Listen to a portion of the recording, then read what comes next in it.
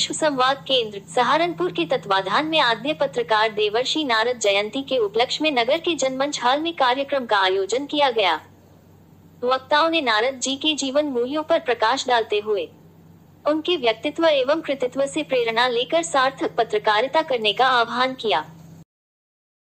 कार्यक्रम का शुभारंभ जगदानंद शर्मा, मुख्य वक्तों में पत्रकार सुरेंद्र और पंकज शर्मा ने देवर्षि नारद के चित्रों पर माल्यार्पण तथा दीप प्रज्वलन से हुआ। कार्यक्रम में सुरेंद्र सिंघल, पाठकनामा संपादक सुदर्शन कपटियाल, महेंद्र सचदेवा, राष्ट्र टुडे, रमेश चंद छबीला आदि अनेक पत्रकार उपस्थित रहे। कार्यक्रम का संचालन राजीव अग्रवाल ने किया।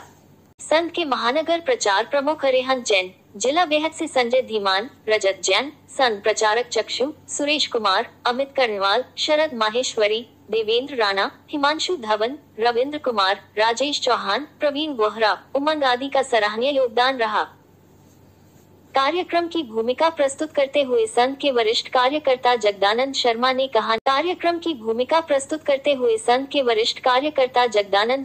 कहा नारद जी उच्च कोटि के विद्वान, धर्म के ज्ञाता, सभी वर्गों को सम्मानित विश्व के प्रथम संवाददाता थे। आदि पत्रकार हैं, संवाददाता हैं वो नारद जी। चूंकि 30 मई को हिंदी पत्रकारिता दिवस मनाया जाता है तो हम नारद जी की जयंती, चूंकि वो भी इसी महीने पड़ती है, 17 मई को नारद जी की जयंती थी, तो उसके आगे पीछे उनकी जयंती को मनाते। देवर्षि नारद जयंती के अवसर पर पाठकनामा संपादक सुदर्शन कपटियाल ने कहा कि सहारनपुर में प्रति वर्ष देवर्षि नारद जयंती आयोजित करने के लिए हम सब पत्रकार विश्व संवाद केंद्र के आभारी हैं। देवर्षि नारद की जन्म की लीलाओं व्याख्यान करते हुए बताया कि ब्रह्मा के मानस पुत्र रूप में जन्म कैसे लिया। पुनः फिर तेरा जन्म होगा और वो जन्म मेरे माध्यम से होगा, एक मानस पुत्र के नाम से होगा। मानस पुत्र में होगा, यानी मानस पुत्र का मतलब होता है स्वयं द्वारा उत्पन्न किया गया पुत्र, अपनी इच्छा से उत्पन्न किया गया पुत्र। अभिभ्रण ने जन्म लिया और उसके बाद वो उनके जन्म होते उनके पिता की मृत्यु हो गई और मृत्यु होने के बाद 5 साल बाद उनकी माता को सांप काटने से भी मृत्यु हो गई, तो वो अकेले पड़ गए। तो वो संतों के सह कीर्तन में जाने लगे, उनके साथ जुड़ने लगे, उनका कीर्तन सुनने लगे और उन प्रवचनों से जुड़ने लगे।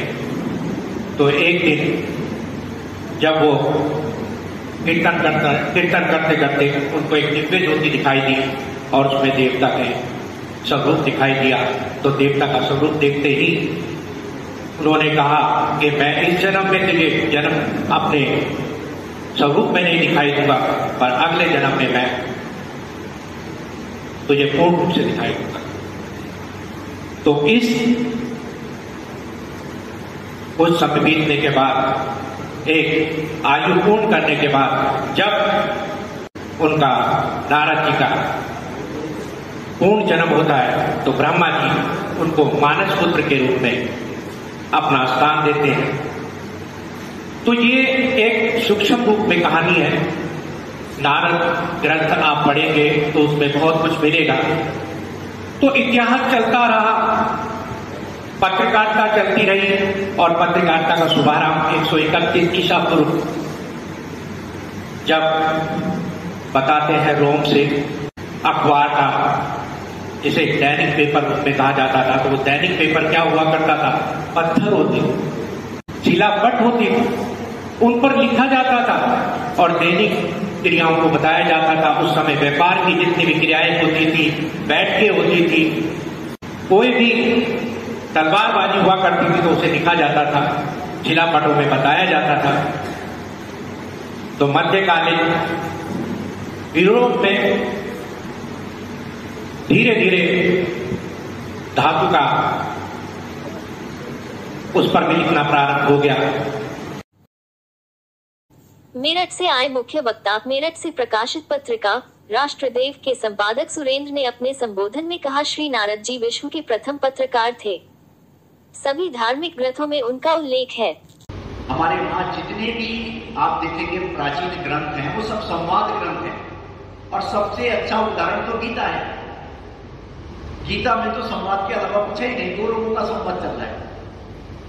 नारद जो हैं वो समाज शास्त्री हैं, मानव जीवन की बात कर रहे हैं, मानव शास्त्री हैं, आर्थिक चिंतन की बात कर रहे हैं, अर्थशास्त्री हैं। कौन से शास्त्र के ज्ञाता वो नहीं है, और साथ में 3 लोगों में घूमते हैं, तो भूगोल की जानकारी है।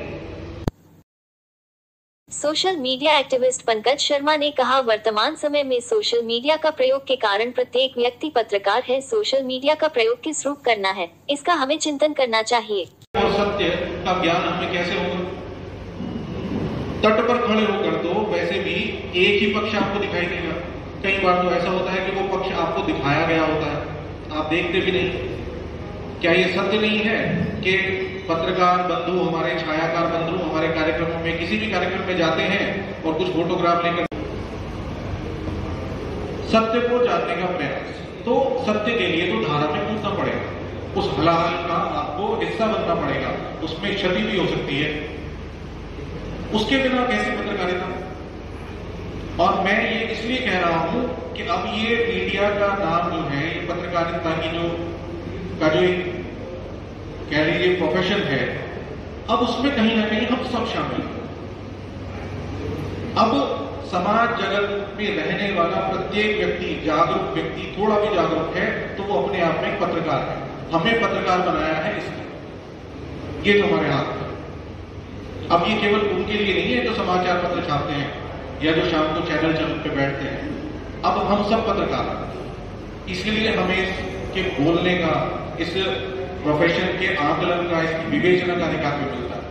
हमें सोचना चाहिए कि क्या हमें होना चाहिए और क्या हम हैं।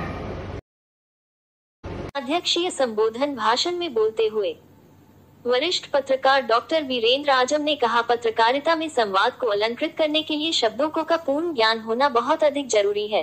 हमारा काम ये नहीं है कि हम क्या दिखाएं क्या ना दिखाएं। मैंने यशस्वी पत्रकार राजेंद्र बोले कि समाचार कोई चटनी नहीं है जिसे हम भोजन के लिए स्वाद के रूप में जिसका चटकारा है। समाचार तो समाचार है और वो सबके लिए एक पवित्र धुन है जो अपने खून से भाग खेलकर और अपने लुगाटी से अपना घर फूंक कर शक्ति पाती है। पत्रकारिता के मंच में नारद जयंती के उपलक्ष्य में संबोधित भाषण में वक्ताओं ने पत्रकारों की लेखनी को प्रत्यक्ष रूप से सच्चाई को सामने लाने की बात तो कही, लेकिन पत्रकारों की समस्याओं पर चर्चाओं का अभाव नगण्य सा दिखाई पड़ा। पाठकनामा से संपादक सुदर्शन कपटियाल के साथ सुशील कुमार की रिपोर्ट।